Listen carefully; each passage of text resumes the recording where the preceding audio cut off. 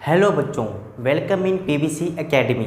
आज की इस वीडियो में हम बात करेंगे क्लास +1 केमिस्ट्री के बारे में, जिसके अंदर आज का हमारा चैप्टर होगा रिडॉक्स रिएक्शन, जिसका वीडियो नंबर 1 अभी आपके सामने।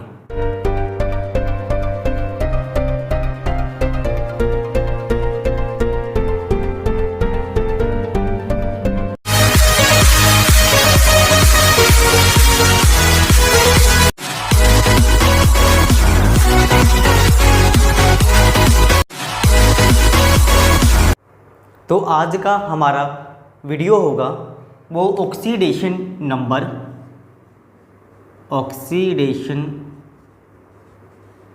नंबर, जिसको आप ऑक्सीडेशन स्टेट भी बोलोगे, इसके ऊपर होगा।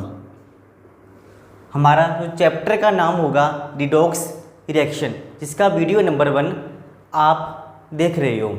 रिडॉक्स रिएक्शन जिसके बारे में आपने पहले भी सुना होगा।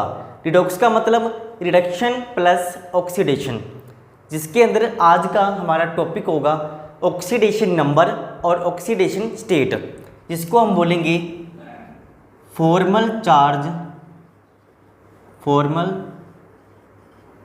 Charge on an atom in species. किसी कंपाउंड के अंदर एटम के ऊपर होने वाला फॉर्मल चार्ज, जिसको आप बोलोगे ऑक्सीडेशन नंबर। अगर हम बात करें कोवैलेंट बॉन्ड के बारे में, कोवैलेंट बॉन्ड जिसका मतलब दो एटम के बीच में ऐसा बॉन्ड जो इलेक्ट्रॉन की शेयरिंग से बनेगा। इसके अंदर दो एलिमेंट होंगे ए और बी, और इनमें से जिसकी इलेक्ट्रोनेगेटिविटी मोर होगी उसके ऊपर चार्ज आएगा नेगेटिव, और जिसकी इलेक्ट्रोनेगेटिविटी लेस होगी उसके ऊपर चार्ज आएगा पॉजिटिव। आपके पास दो एलिमेंट ए और बी, इन दोनों में से इलेक्ट्रोनेगेटिविटी बी की मोर, तो इसके ऊपर चार्ज आएगा नेगेटिव और इसके ऊपर चार्ज आएगा पॉजिटिव। तो इस इलेक्ट्रोनेगेटिविटी के कंसेप्ट को देखते हुए आप उस एटम के ऊपर उसका ऑक्सीडेशन नंबर और ऑक्सीडेशन स्टेट को फाइंड करेंगे by formal charge. Formal charge कैसे निकालते हैं, इसके लिए आप केमिकल बॉन्डिंग का वीडियो नंबर 4 देख सकते हो। तो इससे जुड़े हुए हम एग्जाम्पल की बात करेंगे। सबसे पहला एग्जाम्पल SO2 सल्फर डाइऑक्साइड। सबसे पहले आप इसकी क्या बनाओगे, स्ट्रक्चर। इसके लिए आप लुईस डॉट स्ट्रक्चर वाला वीडियो देख सकते हो। तो इसका जो स्ट्रक्चर बनेगी वो इस तरह से बनेगी। SO2 सल्फर ऑक्सीजन के साथ डबल बॉन्ड बनाएगा और साथ में इसके ऊपर होगा एक लोन पेयर। इसके आगे देखिए, SO2 के अंदर सल्फर और ऑक्सीजन, इन दोनों में से ऑक्सीजन की इलेक्ट्रोनेगेटिविटी ज़्यादा होगी, तो इससे इसके ऊपर चार्ज आएगा -2, क्योंकि दो बॉन्ड की फॉर्मेशन, तो -2 आएगा। इससे ऑक्सीजन के ऊपर आएगा -2। तो इस तरह से सल्फर के ऊपर जो चार्ज आएगा वो +4, क्योंकि सल्फर के द्वारा 4 बॉन्ड की फॉर्मेशन हुई है। तो इस तरह से आप फॉर्मल चार्ज के द्वारा एलिमेंट की ऑक्सीडेशन स्टेट को निकाल सकते हो। इसके अलावा एक एग्जांपल की और बात करेंगे। आपके पास H2SO4, जिसको आप बोलते हो सल्फ्यूरिक एसिड। इस कंपाउंड के अंदर जो सेंट्रल एटम होगा वो सल्फर होगा। सेंट्रल एटम मतलब जो काउंटिंग में सबसे कम होगा उसको आप बोलोगे central atom. Hydrogen 2, sulphur 1, oxygen 4, मतलब कि सल्फर की काउंटिंग सबसे कम, तो आप उसको बोलोगे सेंट्रल एटम। आप इसका बनाओगे स्ट्रक्चर, तो सल्फर सेंटर में आएगा, ऑक्सीजन।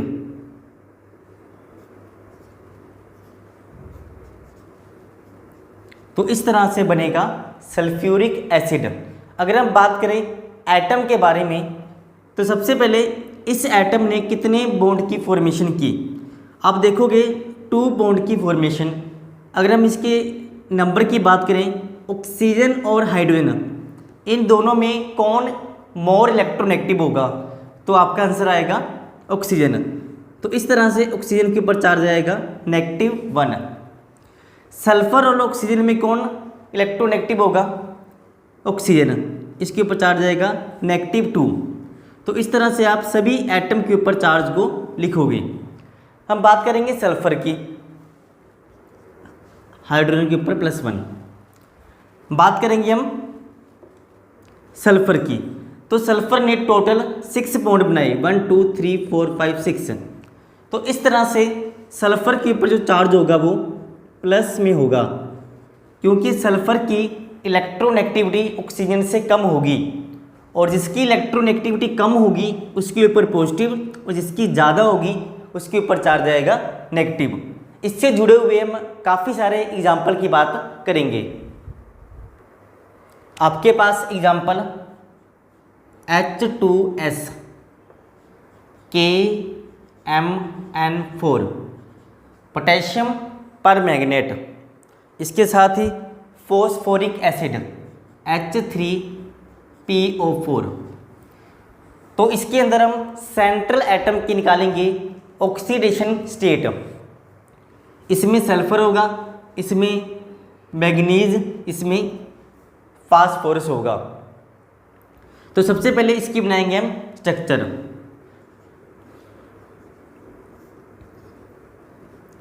सल्फर के ऊपर 2 लोन पेयर होंगे, क्योंकि सल्फर के आउटर मोस्ट में टोटल 6 इलेक्ट्रॉन होंगे। 2 इसने बॉन्ड बनाने में इस्तेमाल किए, 4 इलेक्ट्रॉन अभी भी पेंडिंग हैं जो लोन पेयर बनाने में हेल्प करेंगे।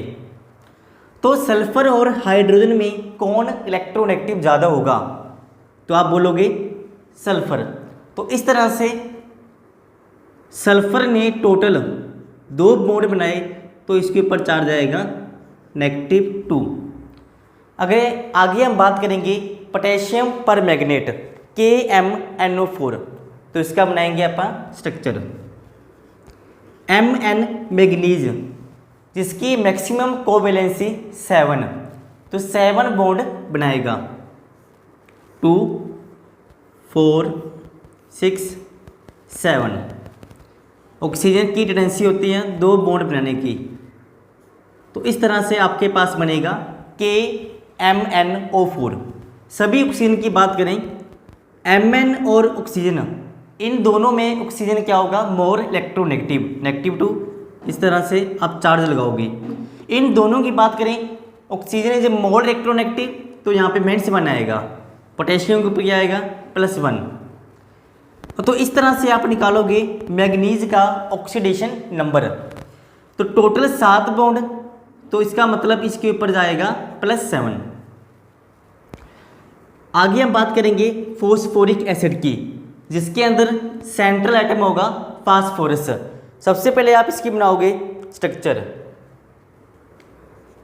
फास्फोरस की टेंडेंसी होती है 5 बॉन्ड बनाने की, तो पहले इसके 5 बॉन्ड बनाएंगे। उसके बाद हाइड्रोजन, 3 हाइड्रोजन को पूरा करेंगे। तो इन दोनों की बात करें, ऑक्सीजन मोर इलेक्ट्रोनेगेटिव और हाइड्रोजन लेस इलेक्ट्रोनेगेटिव, तो O के ऊपर -1 आएगा और H के ऊपर +1, इस O के ऊपर आएगा -2।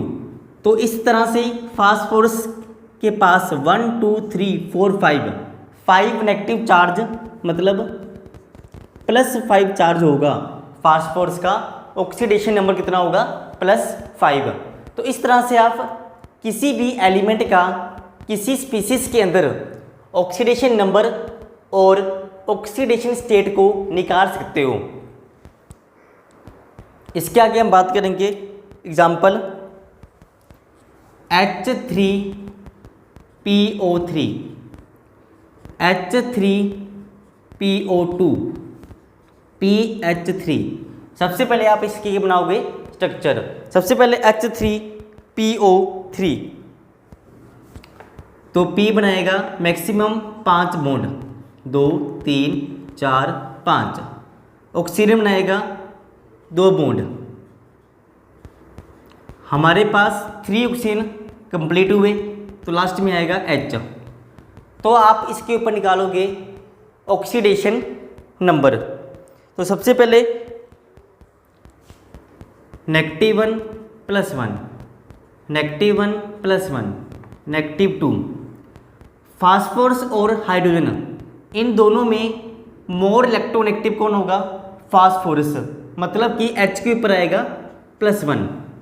तो अब आप देखोगे फास्फोरस के ऊपर टोटल कितना चार्ज हुआ, 2 3 4 और एक +1, तो -4 + 1 = -3। तो इसका जो साइन चेंज करेंगे तो वो फास्फोरस का चार्ज होगा। तो इस कंपाउंड के अंदर P के ऊपर जो ऑक्सीडेशन नंबर होगा वो +3 होगा। H3PO2, इसका बनाएंगे हम स्ट्रक्चर। तो फास्फोरस बनाएगा 5 बॉन्ड। फिर से हम लगाएंगे negative positive according to the electronegativity of element. -1 + 1 +1 +1 -2, तो आपके पास -3 और +2, तो आपके पास आएगा -1। तो साइन चेंज करेंगे, तो इस तरह से फास्फोरस का जो ऑक्सीडेशन नंबर होगा वो +1 होगा। लास्ट कंपाउंड की बात करेंगे फोस्फीन, इसका बनाएंगे हम स्ट्रक्चर PH3, इसके ऊपर लोन पेयर होगा 1। तो P और H में कौन मोर इलेक्ट्रोनेगेटिव होगा? P, तो इनके ऊपर चार्ज आएगा +1, तो टोटल +3 हुआ, तो P के ऊपर जो चार्ज होगा वो -3 होगा। इस तरह से आप फास्फोरस के ऊपर ऑक्सीडेशन नंबर को निकाल सकते हो। इसके अलावा हम बात करेंगे मॉलिक्यूल Cl2 N2 P4। तो सबसे पहले बनाएंगे इसकी स्ट्रक्चर Cl N P 1 2 3 4। अगर हम बात करें Cl2, तो इस क्लोरीन एटम में से दोनों की इलेक्ट्रोनेगेटिविटी सेम होगी, तो दोनों के ऊपर कोई भी चार्ज नहीं आएगा। तो इस तरह से Cl2 का जो ऑक्सीडेशन नंबर होगा 0 होगा। उसी तरह से N2 और P4, आप देखोगे दोनों एटम की इलेक्ट्रोनेगेटिविटी सेम होने से इनके ऊपर भी चार्ज गया आएगा 0, जिसको आप बोलते हो ऑक्सीडेशन नंबर। आगे हम बात करें NO2 का सबसे पहले आप बनाओगे स्ट्रक्चर। तो NO2 को आप इस तरह से बनाओगे, ऑक्सीजन ने 2 बॉन्ड बनाए और नाइट्रोजन और ऑक्सीजन में इलेक्ट्रोनेगेटिविटी किसकी ज़्यादा होगी? ऑक्सीजन की। तो इस तरह से नाइट्रोजन के ऊपर +4 का चार्ज आएगा। अगर हम बात करें एग्जाम्पल कार्बन टेट्राक्लोराइड CCl4, तो क्लोरीन कार्बन के साथ बनाएगा बॉन्ड। कार्बन के टोटल 4 बॉन्ड बनेंगे, तो हर बॉन्ड के ऊपर लगाएंगे हम इलेक्ट्रोनेगेटिविटी वाला कंसेप्ट। इन दोनों में Cl की इलेक्ट्रोनेगेटिविटी ज़्यादा होगी, तो सभी Cl के ऊपर चार्ज आएगा -1। तो इस तरह से आपके पास कार्बन के ऊपर चार्ज आएगा +4। इसके अंदर कार्बन का ऑक्सीडेशन नंबर होगा +4। तो आज का हमारा टॉपिक कंप्लीट हुआ।